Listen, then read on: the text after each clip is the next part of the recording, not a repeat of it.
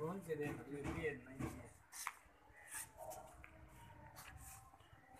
वालेकुम दोस्तों, असांजे प्यारे भाउ सजाद मखनी साहब जा 500 के फॉलोअर मुकम्मल थिया 5 लख साईं, पूरा 5 लख। अवां संगत जी वॾी महिरबानी। आज मां ॾाढो ख़ुशि आहियां ऐं सॼी टीम असां सां गॾु आहे। वॾी ख़ुशि नसीबी आहे असांजी।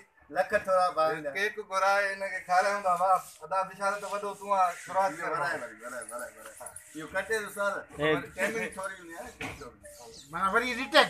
हा हाणे उस्ताद कटी दो वरी यही भरे सिधो हा ईअं ई सिधो भरजो उस्ताद, ये सिधो ही भरे। केक भी अच्छे से न बाबा समझाइंदो रेडी टिकटॉक समझाएंगे। अचो अचो बिस्मिल्लाह। अबा मुबारक थिए ता। खैर मुबारक, खैर मुबारक। हैप्पी बर्थडे ना, हैप्पी बर्थडे ना बाबा पक्को। हैप्पी 500 के साल हाँ दोस्तन जी वॾी महिरबानी आहे। इन साथ ॾींदा रहो इंशाअल्लाह। केक खाईंदा रहो, केक तव्हांखे खाराईंदा हले, पर हिम्मत करे फॉलो वधाए वञो।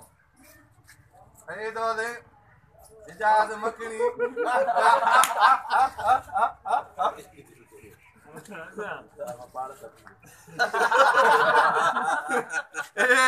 मोहब्बतूं प्यार अल्लाह कुछ रखे।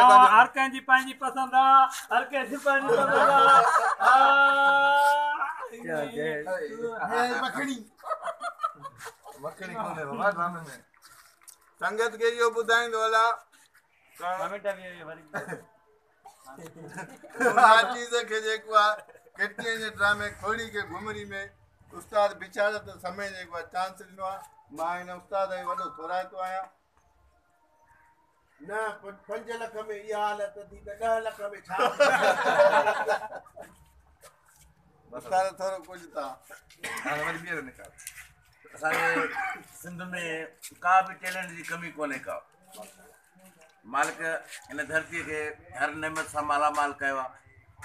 सिंध में केतिरा ई सितारा पैदा थिया आहिनि, केतिरा ई स्टार पैदा थिया आहिनि, जिन नंढी स्क्रीन खां वॾी स्क्रीन।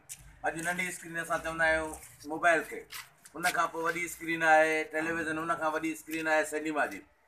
त ई नंढी स्क्रीन जो तमामु पॉपुलर आर्टिस्ट हुयो।